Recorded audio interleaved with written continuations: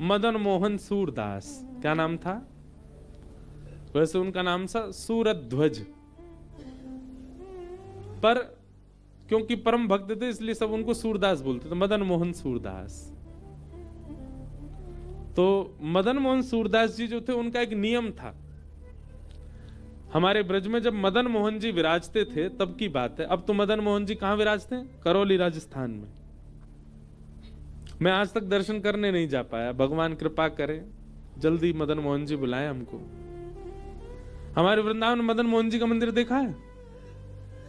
कहां है बताओ? परिक्रमा मार्ग में। परिक्रमा जब आप लगाते हैं तो परिक्रमा मार्ग में जैसे ही काली दह पार करोगे तब दिखेगा ऊंची एक कटारी पर लंबा सा मंदिर। उसको लोग बोलते हैं सोने के कलश का मंदिर था, चोर लेके कूद गए थे गंगा जी में, जमुना जी में, ऐसी कथा सुनाते हैं ना उसके। मदन मोहन जी का मंदिर है। तो वहां श्री मदन मोहन जी विराजते थे।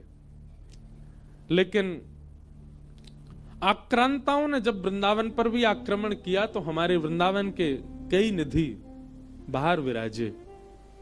तो श्री गोपीनाथ जी, गोविंद देव जी और श्री मदन मोहन जी, तीन ठाकुर जयपुर में विराजे। बहुत ध्यान से सुनो सब लोग, क्योंकि जयपुर राजवंश बहुत ताकतवर थे। उन्होंने सुरक्षा के लिए आश्वासन दिया पुजारियों को कि हम सुरक्षा करेंगे ठाकुर जी की, यहां ले आओ। तो गोविंद देव जी, गोपीनाथ जी और मदन मोहन जी, ये तीनों जयपुर में विराजे। पर राजा की पुत्री मदन मोहन जी की बहुत सेवा करती थी। उसने, कौन बजा रहा हो भैया बंसी? है कोई बालक है? मैंने की बंसी कौन बजा गो भैया गंगा तट पे? तो सुनो क्या बता रहा था मैं। हाँ, मदन मोहन जी। फिर एक राजा की कन्या थी, बड़ी मधुर कथा है। उसने वो अपने संग ससुराल ले गई, उसका करौली में ब्याह हुआ तो मदन मोहन जी करौली चले गए। आज करौली में विराजते। तो जब वृंदावन में विराजते थे तो मदन मोहन जी का एक परम भक्त थे, उनका नाम था सूरध्वज। सब उनको बोलते थे मदन मोहन सूरदास। उनका नियम था मंगला से लेकर के शयन तक सारे दर्शन करते थे। 8 बार दर्शन करने जाते थे मदन मोहन जी की, सारी आरती करते थे। इसको अष्टयाम सेवा। कोई अगर व्रजवास करता है या वृंदावन जाता है, किसी एक मंदिर की सारी आरती किया करो, मंगला से लेकर शयन तक। आपको अनुभव होगा, सवेरे के ठाकुर जी ऐसे दिखेंगे कि आंख खुल नहीं रही, श्रृंगार के ठाकुर जी ऐसे दिखेंगे अब बदल गए, राजभोग के ठाकुर जी ऐसे दिखेंगे सच में भूख लग रही है, उत्थापन के ठाकुर जी ऐसे सच में दिखेंगे गैया चरा के आए हैं, और संध्या के ठाकुर जी ऐसे सच में लगेंगे ब्यारू कर रहे हैं, और शयन के ठाकुर जी फिर से ऐसे लगेंगे आंख बंद रही है, धीरे धीरे सोए जा रहे हैं। ये अनुभव यदि करना हो तो वृंदावन में कभी मंगला से शयन तक किसी भी एक मंदिर में पूरी आरती दर्शन करो। हम लोग दौड़ते भागते दर्शन करते हैं वृंदावन में। बिहारी जी दौड़े आए, अब राधा वल्लभ जी चले गए, राधा रमन जी चले गए, सब जगह जाओ। एक दिन भाग दौड़ वाला रखो और एक दिन स्थिर वाला रखो। स्थिर होकर के एक ही मंदिर की सारी आरती करो। सब नियम जान लो, कितने बजे कैसे क्या होती है, पूरी पद्धति का दर्शन करो। आपको ऐसा अनुभव होगा कि आप नंद भवन में खड़े और सामने साक्षात यशोदा मैया लाला की आरती कर रही है, और वो रूप प्रकार बदलेगा ठाकुर जी का बार बार। इसको कहते हैं अष्टयाम दर्शन। ठाकुर जी का करो, मैं करता हूं। कभी श्रीनाथ जी जाऊं नाथ द्वार में, अष्टयाम दर्शन कर, सुबह मंगला से लेकर रात्रि शयन तक, राधा रमन जी की मंगला से शयन तक एक बार करके देखो, बहुत सुख मिलेगा। फिर जब भी वृंदावन जाओगे आप अष्टयाम किए बिना नहीं आओगे, आनंद आएगा। तो मदन मोहन सूरदास जी अष्टयाम करते थे ठाकुर जी की, सुबह से मंगला से रात्रि शयन तक। और रात्रि में जब शयन होता था ना तो ठाकुर जी से कहते थे, एक पद गाते थे, संतन की पनही को रक्षक कहाऊंगो, संतन की पनही को सेवक कहाऊंगो। मदन मोहन सूरदास ठाकुर जी से कह रहे हैं कि हे नाथ, मुझ पर इतनी कृपा कर दो, मुझ पर इतना अनुग्रह कर दो कि संतों की चरण नहीं, संतों की जो पादुका, जिनको संत कभी कभी पहन लेते हैं, उन पादुकाओं का मैं सेवक बन जाऊं, उन पादुकाओं का मैं रक्षक बन जाऊं। कितनी ऊंची बात। सीधे चरण नहीं मांगे हैं, क्या मांगे हैं? पनही। पनही माने पादुका। एक महापुरुष खड़े होकर के मदन मोहन जी का दर्शन कर रहे थे और तभी सूरध्वज जी कह रहे थे, संतन की पनही को रक्षक कहाऊं, संतन की पनही को सेवक कहाऊं। महात्मा बोले, लोग भी इतनी बड़ी बड़ी बातें करते हैं ठाकुर जी के आगे, और कर्तव्य में आ जाए, करने में आ जाए तो कुछ नहीं कर पाते। अब ये ठाकुर जी के आगे बेफिजूली की कह रहा है, संतन की पनही को रक्षक कहाऊं, और संतन की पनही मिल गई तो छोड़ के भाग जाएगा उनको। महापुरुष बोले, रुक जाओ, कल इसकी परीक्षा लेता हूं।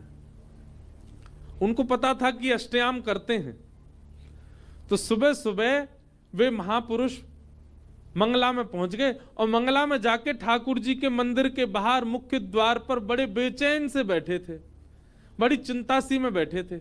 इतने में ही सूरध्वज जी आए, मदन मोहन सूरदास जैसे आए तो आकर के कहा, भगवान मंगला को समय है क्यों, आप चलेंगे नहीं दर्शन करने? अरे कहा बताऊं, मैं तो बड़ा परेशान हूं। बोले कहा भय हो? बोले आज 5वीं बार है, अब तक 5 बार मेरी पादुका चोरी है गई बाहर से, मैं उतार के जाता हूं दर्शन करने, कोई ले जाता है। मैं कहां उतार के जाऊं, मैं तो बड़ी चिंता में हूं, कोई भैया देखभाल करे मेरी पादुका की तो जाऊं भीतर। मदन मोहन सूरदास बोले, भगवान सामने खड़ा हूं मैं, आप कैसे, लाइए ना पादुका दीजिए, आप जाओ दर्शन। नहीं नहीं, आपका नियम है अष्टयाम सेवा का, आप मंगला से शयन तक दर्शन करते हो, आप तो दर्शन करने जाओ। मदन मोहन सूरदास जी बोले, मैं हर बार मांगता ही यही हूं ठाकुर जी से कि मुझे पादुकाओं की सेवा दो, आप पादुका दे दीजिए, आप दर्शन करके आओगे, फिर मैं चला जाऊंगा। संतों ने अपनी पादुका दे दी और श्री मदन मोहन जी ऐसा नहीं कि बहुत संकोच में सेवा कर रहे हो, इतने आनंद में भर गए, पादुका लेके हृदय से लगा ली, नेत्रों से आंसू झरने लगे। बोले, आज मेरी सेवा मानो मदन मोहन जी ने स्वीकार कर ली, जो नित्य मांगता था आज मिल गया। संत बोले, प्रथम प्रश्न का तो इन्होंने समाधान कर दिया, मतलब पहला भाव तो अच्छा लगा कि पादुका इन्होंने, अब देखूं कब तक स्वीकार करेंगे। संत भीतर गए और भीतर जाके बाहर निकले ही नहीं, बैठे ही रहे भीतर। ठाकुर जी की मंगला हो गई, श्रृंगार हो गई, बाल भोग हो गया, ग्वाल हो गई, राजभोग हो गई, और संत बाहर नहीं आया। राजभोग कितने बजे होता है? 11 साढ़े 11 बजे होता है आज भी, मतलब दोपहर में राजभोग आरती तक हो गई ठाकुर जी की, और संत बाहर ही नहीं आए। और झांक करके अंदर से देखें, मदन मोहन सूरदास अब भी ऐसे ही बैठे हैं, पास हृदय से लगा के, नेत्रों से अश्रु झर रहे हैं। बोले, आधा प्रहर, 4 प्रहर की सेवा तो निकल गई, तब तक तो इसने पादुका, अब मैं देखूं और कितनी देर संभाल पाएगा। उत्थापन हो गया, ब्यारू हो गई, दूध भोग हो गया, शयन होने लगा, साधु भारी नहीं आए। लेकिन मदन मोहन सूरदास अभी भी ऐसे बैठे थे। जब शयन होकर के ठाकुर जी के कपाट बंद होने लगे, बिल्कुल अंतिम दिन का अंतिम क्षण का दर्शन बंद होने लगा, संत को लगा अब तो ये आ ही जाएंगे, आज पूरा दिन आप बिना ठाकुर जी को देखे कैसे रहेंगे। पर्दा लग गए, किवाड़ लग गई, ठाकुर जी के शयन हो गए, और मदन मोहन सूरदास ऐसे ही बैठे रहे। संत बाहर आए और निकल कर के चरणों में गिर गए, बोले कि मुझे क्षमा कर दो, मैं तो परीक्षा ले रहा था, आपने मेरी परीक्षा को सफल बना दिया। वास्तव में आप जो मदन मोहन जी से कहते हैं वो मानते हैं, संतन की पनही को रक्षक कहाऊं, संतन की पनही को सेवक कहाऊं। आपने वो करके दिखाया आज, आप बोलते नहीं, आप करते भी हैं। चरणों में गिर गए सूरदास जी और कहा, भगवान मैं मांग तो इतने दिन से रहा था ठाकुर जी से, पर कृपा करके आज ठाकुर जी ने यह संभव कराया। सत्य बताऊं, अष्टयाम दर्शन आप भीतर बैठ के कर रहे थे, पर आपके दोनों युगल चरणार विंदों को हृदय से लगा करके जब मैं बैठा, इन दोनों चरणार विंदों की पनही के स्पर्श से ऐसा स्पर्श हो रहा था मानो युगल बिहारी मेरे हृदय से लगे हुए, ऐसा अनुभव हो रहा था मानो किशोरी जी और ठाकुर जी मेरे हृदय से लगे हैं। आज जैसा अनुभव पूरे विश्व में दिन में कभी नहीं हुआ, मुझे पूरे जीवन में कभी नहीं हुआ। ऐसा लगा दोनों युगल सरकार मेरे कंठ से लग गए हों। महात्मा मुरीद हो गए, सेवक बन गए सूरध्वज जी के। बोले कि आपके भाव को प्रणाम है। सूरध्वज जी बोले आज सचल शरीर से तो दर्शन नहीं कर पाया मैं ठाकुर जी का, कम से कम देहली प्रणाम ही कराऊं। और सूरध्वज जी जैसे ही देहली प्रणाम करने गए, अपना माथा जैसे ही देहली पर रखा तो देहली के फर्श का स्पर्श नहीं हुआ, बल्कि उत्तुंग वाल सन्नख चक्रवाल, ठाकुर जी के अद्भुत नख और श्री चरणार बिंदों की उंगलियों का स्पर्श माथे से हुआ।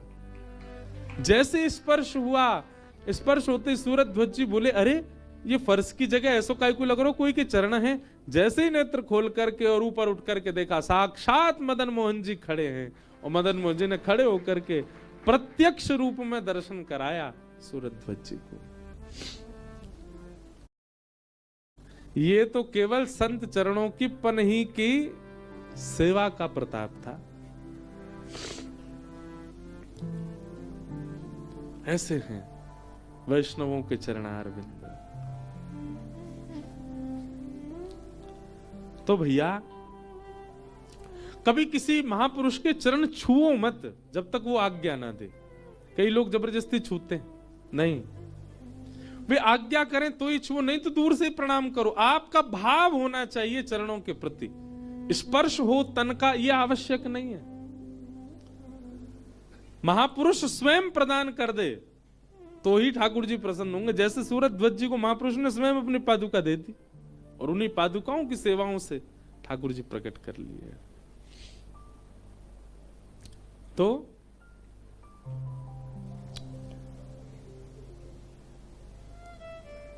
सहज बनने में, दीन बनने में कोई लज्जा नहीं करो। भगवान ने पादुकाओं की सेवा की, किनकी? वैष्णवों की, जिनकी पादुकाओं की सेवा स्वयं ठाकुर जी कर लेते हैं, उनकी पादुकाओं की सेवा हम ना करें। पादुकाओं की सेवा का मतलब आप प्रत्यक्ष पादुकाओं की सेवा मत माना कीजिए। पादुका वंदनीय क्यों है, चरण वंदनीय क्यों है? जिन गुरु के नेत्रों से हमको ऊर्जा प्रदान होती है, जिन गुरु की वाणी से हमको ठाकुर जी प्राप्त होते हैं, जिन गुरु के मस्तिष्क से निकले हुए ज्ञान से हमको भगवत मार्ग प्राप्त होता है, वे गुरु जिन पादुकाओं पर खड़े होते हैं, चरणों पर खड़े होते हैं, वो हमारे लिए वंदनीय है। इस भाव से विशेष रूप से पादुकाओं की सेवा करते जा रहे हैं, चरण सेवा करते जा रहे हैं, पर गुरु के वचन नहीं सुन रहे हैं तो कोई लाभ नहीं होगा। मन और बुद्धि ये दोनों सुधारने पड़ेंगे पहले वचनामृत से, तब गुरु के चरण सेवा आपको अधिकार प्राप्त हो सकता, नहीं तो उसके बिना आपको प्रणाम भी नहीं करना चाहिए। मन बुद्धि परिवर्तित नहीं कर पाए गुरु आज्ञा से, गुरु वचनामृत से, तो आप चरण छूने के अधिकारी नहीं है उस गुरु की। आप आज्ञा पालन नहीं करते अपने गुरु का, संतों का, वैष्णवों का, उन चरणों को छूने से अपराध और बन जाएगा आपको। पहले उनकी आज्ञा मानो, पहले उनके वचनामृत मानो, तब उनको प्रणाम करो। भगवान ने पादुका की सेवा की। इस प्रकार राजसूय यज्ञ हुआ। ग्रहण काल में सब यदुवंशी कुरुक्षेत्र गए और वहां ब्रजवासियों से भी मिलना हुआ। बहुत सुंदर ब्रज द्वारिका मिलन महोत्सव हुआ। श्री सुदामा जी का मंगल चरित्र सुनाया गया कि कृष्ण स्यासीत सखा कश्चित ब्राह्मणो ब्रह्मवेत्तम विरक्तेन्द्रियार्थेषु प्रशांतात्मा जितेन्द्रिय। भगवान के एक परम सखा हैं जिनका नाम है सुदामा। प्राचीन काल में बंधुओं, नाम जो होता था ना, वो गुण के अनुसार रखे जाते थे। आज भी ऐसा होता है। जैसे हमारे भगवतधाम वाले पूज्य छोटे महाराज जी का नाम तो अन्य है, पर सब संत समाज और वैष्णव भक्त जन सब इनको प्रेम से बोलते मस्तराम बाबा। क्यों? मस्त रहते हैं।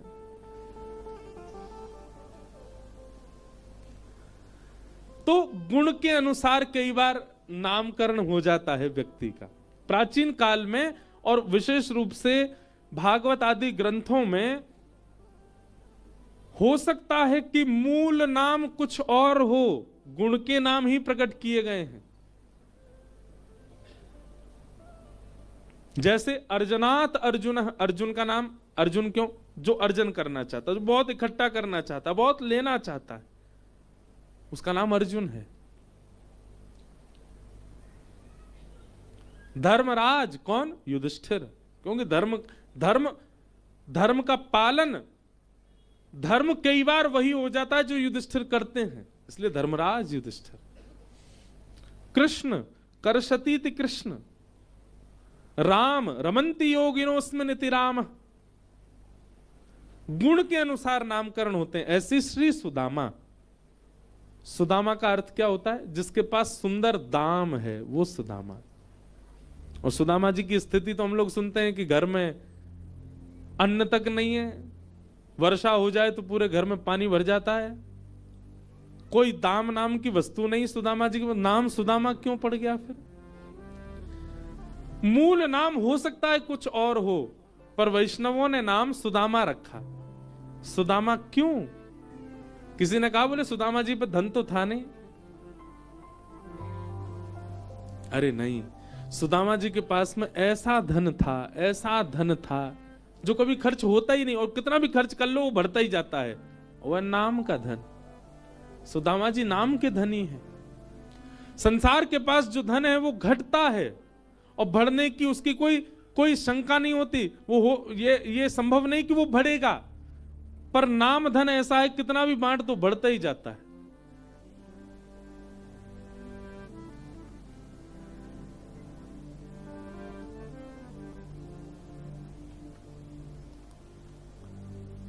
नाम रतन धन पायो जी मैंने, नाम रतन धन पायो जी मैंने, नाम रतन धन पायो जी मैंने, नाम रतन धन पायो जी मैंने, नाम रतन धन पायो जी मैंने। सब लोग गाओ।